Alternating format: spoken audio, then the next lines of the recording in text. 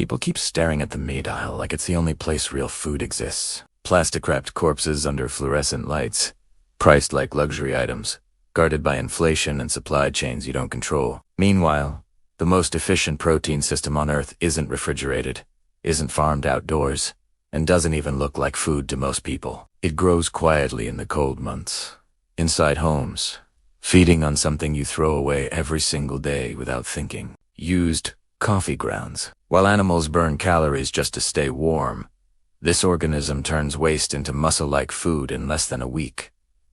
No fields, no feed, no waiting 18 months, 1 bucket, 1 week. The numbers are embarrassing for modern agriculture. A single pound of beef costs thousands of gallons of water, grain shipped across countries, and a year and a half of biological inefficiency. This organism produces the same mass using trash, moisture, and oxygen.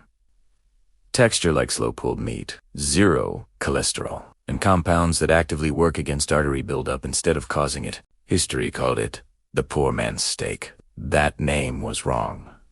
This is not poverty food. This is intelligence food. But before you rush to copy this system, you need to understand something critical. This organism is not passive. It is not decorative. It is not safe by default. It is aggressive biology, and if you misunderstand its life cycle, especially indoors during winter, it can work against you. Leave it growing too long and it releases an invisible cloud that turns your living space into a respiratory hazard. There is a real occupational illness named after this mistake. Mushroom workers. Lung. That sounds extreme because it is. But danger here doesn't come from the organism itself. It comes from ignorance. The difference between nourishment and harm comes down to a single visual signal most people never learn to look for. 1 curve, 1 edge, 1 timing rule. By the end of this, you'll know exactly how to control it. Harvest it safely, and turn daily waste into a renewable protein supply that functions, even when winter shuts everything else down. This is the Oyster Mushroom. Welcome to Lost Nature Vault.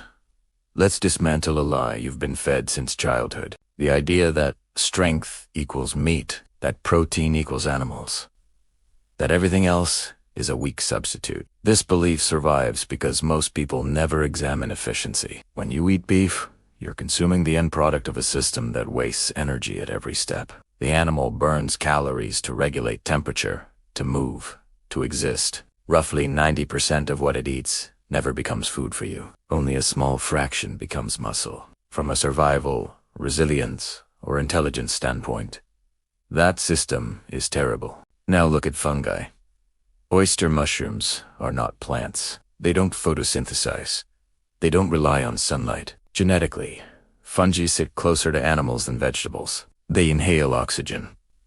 They exhale carbon dioxide. Their cell walls contain chitin, the same structural compound found in crustacean shells. When you eat an oyster mushroom, you're not eating a salad. You're eating a parallel animal system built for efficiency instead of waste. In cultivation, growers measure something called biological efficiency. This is how much food you get compared to how much dry material you feed the organism. Oyster mushrooms routinely hit 100%. 1 pound of dry substrate becomes 1 pound of fresh food. Skilled growers push beyond that.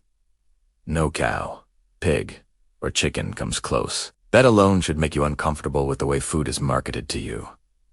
But efficiency is only half the story. Meat delivers protein bundled with saturated fat and cholesterol. Oyster mushrooms deliver protein bundled with beta-glucans and a naturally occurring statin compound called lovastatin. This isn't folklore. This is biochemistry. The same compound prescribed to lower cholesterol exists inside this organism by default. One system clogs arteries, the other supports, cleaning them. Yet one dominates supermarkets, and the other is treated like a garnish. So why didn't this become the backbone of human diets? Fear fungi frighten people for centuries. Plants behave politely. They stay where you put them. Mushrooms appear overnight, spread invisibly, and decompose solid matter. 2 pre-scientific societies that looked like rot, disease, and death. And to be fair, fungi deserve respect. They are relentless. When winter kills gardens and livestock struggle, oyster mushrooms continue. In forests, You'll see them erupting from dead trees in late autumn, sometimes under snow. Their underground network, the mycelium, doesn't sleep through winter. It eats. Cold doesn't slow it down. Certain strains actively prefer low temperatures. Blue oyster mushrooms fruit best when temperatures drop. Cold shock tells them it's time to reproduce. While neighbors stare at frozen soil, this organism is ready to feed you in garages, basements, and kitchens. And it isn't picky. Most crops demand perfect conditions. Oyster mushrooms consume almost anything organic. In controlled studies, their mycelium has been trained to break down petroleum waste, cigarette filters, even synthetic toxins. It doesn't just absorb poison, it disassembles molecules and rebuilds them into edible tissue. This makes it one of the most powerful recycling organisms on the planet. But you don't need to feed it garbage. You already have ideal fuel. Coffee grounds. Caffeine exists to deter insects and suppress plant growth. It's a pesticide. Oyster mushrooms don't care. They colonize spent coffee faster than mold can compete. In dense cities, this gives them a massive advantage. Coffee shops throw away tons of perfectly pasteurized substrate every day. Free fuel. So if this organism is resilient, medicinal, efficient, and free to grow, why don't you see it everywhere? Walk into a grocery store. What mushrooms dominate the shelves? White button mushrooms and their brown variants. Low protein. Low beta-glucans. Grown on manure. Are they healthier? No. Are they easier to grow? No. They dominate because they survive transport. Button mushrooms are structurally tough. They tolerate being shipped long distances and sitting on shelves for days. Oyster mushrooms don't. They're delicate. Their shelf life is short. Supermarkets hate perishability. Spoilage cuts profit, so they selected a mushroom that fits logistics, not biology. They trained consumers to think mushrooms are rubbery toppings, not food. The real product doesn't scale through industrial chains, so it was quietly excluded, which brings us to the risk. When you grow oyster mushrooms at home, there is no corporate quality control. You become the system manager. That means understanding timing. When oyster mushrooms mature, they release spores. Billions of microscopic particles designed to colonize new territory. Outdoors, this is harmless. Indoors, especially in winter with sealed windows, it becomes a respiratory load your lungs were never meant to filter. Long-term exposure causes inflammation and reduced lung function. This is not hypothetical. It has a name because it happens. The solution isn't fear. It's precision. Growing safely requires one rule. Timing the harvest before spore release. The setup is simple. Coffee grounds are self-pasteurized when brewed. Use them within 24 hours. Older grounds invite mold. If you don't drink enough coffee, ask a cafe. They'll give it away. Use a clean 5-gallon bucket. Drill 1/4-inch holes around the sides.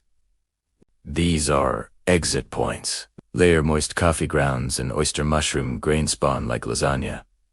Grounds. Spawn. Repeat. Seal the bucket. Allow air exchange while blocking insects. Place it somewhere dark and warm. For 2 to 3 weeks, the mycelium colonizes everything, turning black grounds into a solid white mass. This is the organism eating. When the bucket is fully colonized, move it to indirect light and fresh air. Mist daily, pins appear. Tiny formations that double in size every day. This is where discipline matters. Beginners wait too long. They chase size.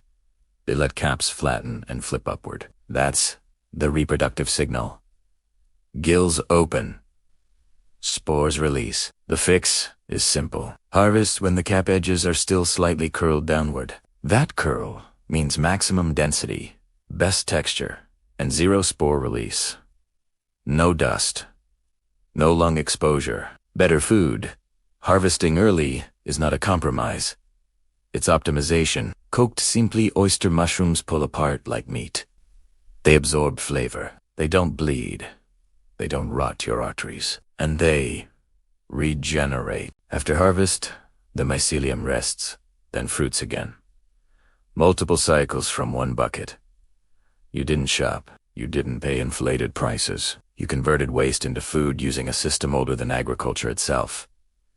This isn't trendy. This isn't vegan propaganda. This is biology, ignoring your opinions. While others depend on fragile supply chains, you control production. While winter shuts fields down, this system thrives. The risk exists only if you ignore the rules. Respect the organism. Harvest on time. Learn the curl. And understand this clearly. The reason you were never told this isn't because it doesn't work. It's because it doesn't make anyone rich. Industrial food systems profit from dependence. Oyster mushrooms reward independence. That's why they were sidelined. The protein was never missing. The knowledge was, this is lost nature, Volt. Feed the system beneath you, and it will feed you back.